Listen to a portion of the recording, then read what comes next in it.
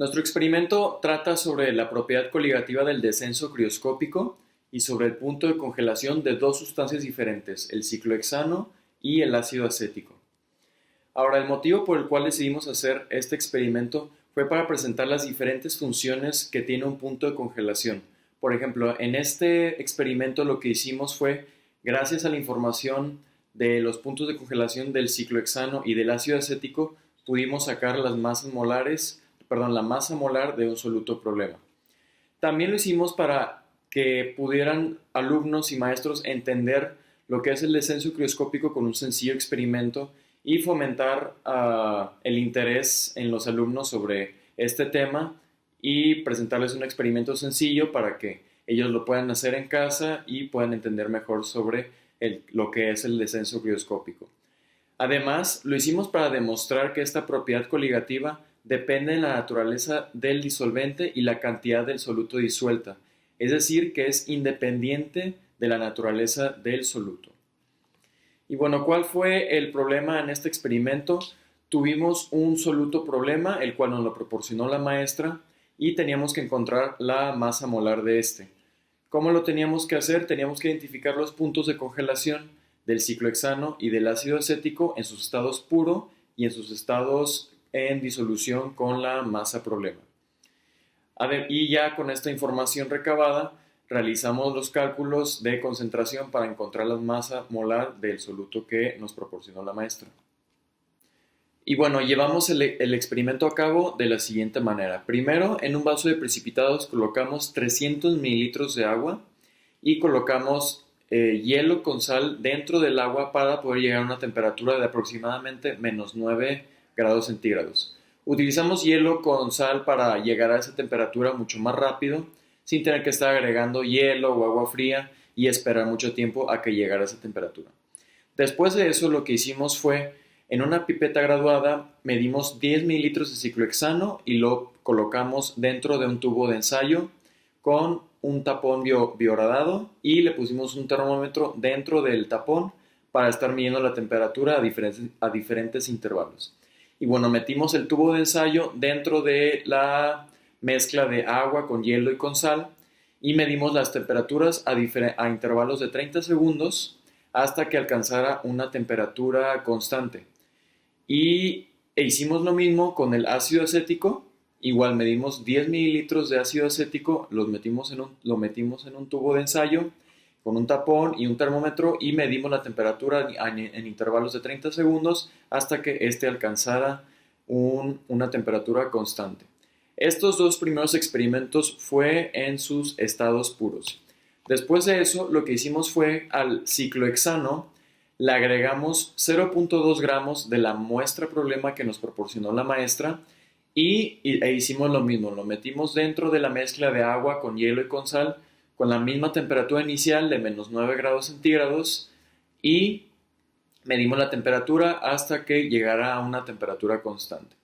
Igual hicimos el mismo proceso con el ácido acético, sin embargo lo que cambió aquí fue que agregamos 0.5 gramos de muestra problema en vez de los 0.2. Y entonces igual lo metimos dentro del vaso de precipitados y medimos la temperatura. Estos son los resultados que obtuvimos para el ciclohexano. Para el ciclohexano puro vemos que se mantuvo en 7.5 grados centígrados a partir de los 180 segundos, mientras que en solución, es decir, el ciclohexano más la masa problema, se mantuvo en 6 grados centígrados a los 240 segundos. Y para el ácido acético puro se mantuvo en menos 3 grados a partir de los 300 segundos. Sin embargo, notamos que hubo un cambio drástico de temperatura a partir de los 420 segundos, el cual de menos 3 pasó a ser 12 centígrados. Y ahora, para el ácido acético en solución, o sea, con la masa problema, se mantuvo en 13 grados a partir de los 210 segundos. Y bueno, aquí también podemos ver la gráfica del ciclohexano puro contra el ciclohexano con la muestra problema. Vemos que hay dentro de un punto a partir de los 180 segundos se encuentran las gráficas y a partir de ahí se mantienen paralelas. Entonces, a partir de A partir de los 240 segundos pudimos obtener el delta T o el cambio de temperatura del ciclo hexano, que fue de 1.5 grados centígrados. Y para el ácido acético puro y el ácido acético con la muestra problema, vemos que en la gráfica es muy diferente a la del ciclo hexano. A partir de los 210 segundos o 240 segundos, ahí se empieza a ver lo paralelo de las gráficas. Y bueno, como ya había mencionado, en los 420 segundos sube la gráfica del ácido acético puro hasta los 12 grados centígrados, que fue el cambio drástico de temperatura. Y para esta, nuestro delta T, a la hora de calcularlo, nos dio 1 grado centígrado para el ácido acético. Y ahora, para el cálculo de la masa molar del soluto problema, lo que utilizamos fueron las constantes crioscópicas del agua, del ciclohexano y del ácido acético. Además, utilizamos la fórmula del descenso crioscópico, el cual es el cambio de temperatura es igual a la constante crioscópica por la molalidad. Y entonces lo que hicimos fue resolver por la molalidad, ya que gracias a las gráficas, a la información de las gráficas, pudimos obtener el cambio de temperatura, y las constantes crioscópicas pues ya las tenemos, son valores constantes. Y bueno, entonces ya obtenido la molalidad, resolvemos para la masa molar y utilizamos esta fórmula, la cual es gramos de soluto sobre la molalidad por el kilogramo de solvente. Y bueno, para obtener los kilogramos de solvente, lo que hicimos fue, tuvimos inicialmente 10 mililitros de solvente de cada uno, de ciclohexano y de ácido acético. Entonces esos 10 mililitros los multiplicamos por las densidades del ciclohexano y del ácido acético, que además son valores constantes. Entonces, a la hora de multiplicar estos, nos dio la masa de los solventes en gramos. Entonces solamente convertimos a kilogramos y así pudimos obtener los kilogramos de solvente y para resolver por la masa molar del soluto problema. Entonces, la masa molar teórica que obtuvimos con referencia al experimento del ciclo hexano, o sea, utilizando información del ciclo hexano, la masa molar teórica del soluto problema fue de 356.09 gramos sobre mol, mientras que el experimental fue 364.99 gramos sobre mol. Y ahora, nos dio un resultado muy diferente en términos del experimento del ácido acético. La masa molar del soluto problema teórico es de 185.89 gramos sobre mol, mientras que la masa molar experimental fue de 188.16 gramos sobre mol. Al analizar nuestros resultados, nos dimos cuenta que para el experimento del ciclohexano en disolución, es decir, el ciclohexano con la masa problema, presentó un punto de congelación menor a la del ciclohexano en su estado puro. Es decir, el ciclohexano en disolución se congeló a una temperatura mucho menor que en la de su estado puro. Sin embargo, en el ácido acético fue totalmente lo contrario. El ácido acético en su estado puro se congeló a una temperatura mucho menor que en su estado en disolución. En disolución se congeló a los 13 grados y entonces nos damos cuenta que tenemos dos experimentos con casos contrarios, y pues podemos reflexionar sobre lo que dije al principio del video sobre las características del descenso crioscópico, que depende de la cantidad de soluto que se le añade al disolvente y de la naturaleza del mismo disolvente.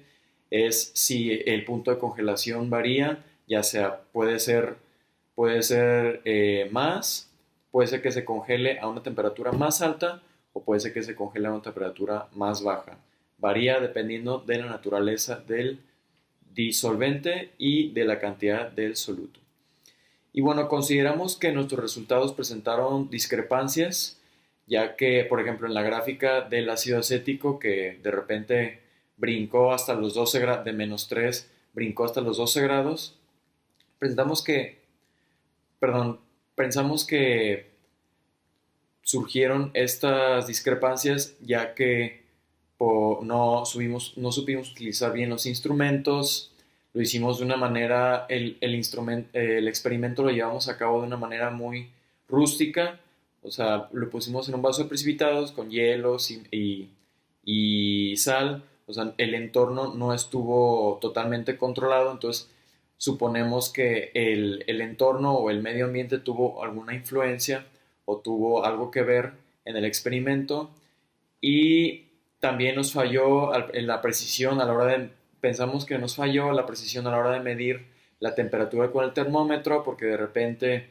había, la temperatura quedaba entre dos mediciones, entre 4 o 5 grados y más o menos teníamos que atinarle a la temperatura y todas esas clases de discrepancias y de errores humanos y sistemáticos, instrumentales, fueron eh, los que permitieron esta clase de resultados y pues la tanta diferencia de la masa molar entre un experimento y el otro. Dentro de los aciertos que tuvimos a la hora de realizar el experimento fue que leímos toda la práctica y entendimos el objetivo de la práctica, lo que quería que nosotros como alumnos aprendiéramos de la práctica, entonces llevamos a cabo la práctica correctamente y al pie de la letra.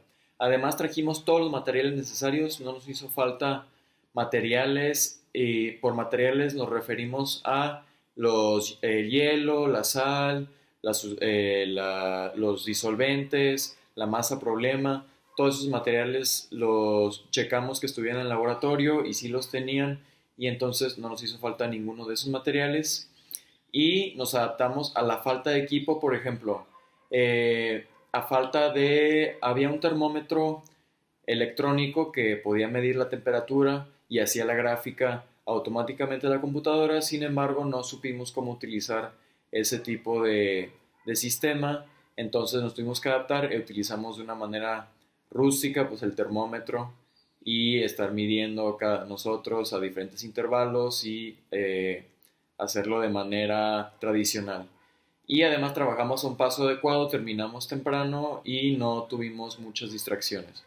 Sin embargo, algunas dificultades que tuvimos a la hora de realizar el experimento fue que al momento de medir las temperaturas, como ya había mencionado, tuvimos algunas discrepancias porque no estábamos seguros de cuál era la medida exacta, ya que a falta del equipo eléctrico, o sea, el termómetro electrónico, pues tuvimos que más o menos estimar las temperaturas de las diferentes disoluciones y pues eso falló en la precisión y a la hora de los cálculos, pues tuvo una repercusión a la hora de sacar las masas molares. Y además faltó un poco de organización dentro de nuestro equipo, ya que, por ejemplo, dos personas estaban tomando la temperatura, algunas personas de nuestro equipo no sabían qué era lo que tenían que hacer o no llevaban a cabo el trabajo que tenían que hacer correctamente. Entonces, eso fue una de las dificultades que tuvimos a la hora de realizar nuestro experimento. Dentro de las propuestas que tenemos para optimizar el proceso del experimento para alguna otra vez que lo realicemos, sería mejorar los procesos mediante la división de tareas. Es decir, como ya lo había dicho, tuvimos el problema que nuestros integrantes del equipo no sabían qué tenían que hacer o no se confundían en la tarea que tenían que realizar. Entonces puede ser una mejora al principio del experimento, dividir las tareas y explicar de manera detallada y claramente a cada miembro del equipo lo que tiene que hacer y el trabajo que debe realizar para mejorar el proceso del experimento. Y otra propuesta sería investigar métodos más eficientes para medir las temperaturas. Por ejemplo, uno de los obstáculos que tuvimos fue que no eran muy precisas nuestras mediciones porque utilizamos un método tradicional de medir temperaturas. Por ejemplo, en este caso pudimos haber investigado con anterioridad sobre el software para medir temperaturas y el cual se conecta a una computadora y elabora la gráfica de la temperatura, pero sin embargo, como no sabíamos cómo utilizar ese software, pues fue uno de los obstáculos que tuvimos, pero una de las propuestas sería investigar sobre esos diferentes métodos para poder aplicarlos en un futuro. Para concluir, nos pudimos dar cuenta de los diferentes estados de la materia, en este caso de líquido a sólido, de manera física lo pudimos observar y así lo entendimos mejor y además pudimos entender mejor sobre el punto de congelación de las diferentes sustancias, de las disoluciones y de los solventes en sus estados puros y pudimos interpretar esos datos o esa información para utilizarlos y sacar nueva información. En este caso fue el de la masa molar del soluto problema y reconocemos que nosotros no realizamos el experimento de la manera más precisa, ya que las mediciones de la temperatura fueron de una manera muy tradicional. Pudimos haberlo hecho de una manera más precisa con el software o con el equipo electrónico necesario. Sin embargo, nosotros creemos que el método o el proceso por el cual realizamos el experimento fue el correcto, ya que nos dimos cuenta de los puntos de congelación de las sustancias a la hora en que la temperatura fuera constante. Además, interpolamos todos esos datos en gráficas y pudimos interpretar los datos y sacamos los cálculos los realizamos. Bueno, el método de los cálculos fue realizado correctamente, sin embargo, los resultados pudieron haber sido distintos si hubiéramos utilizado un método más preciso para medir las temperaturas. En un futuro nos da o nos motiva a utilizar diferentes métodos más precisos para tener un resultado que se acerque más al valor verdadero de la sustancia problema que nos brindaron.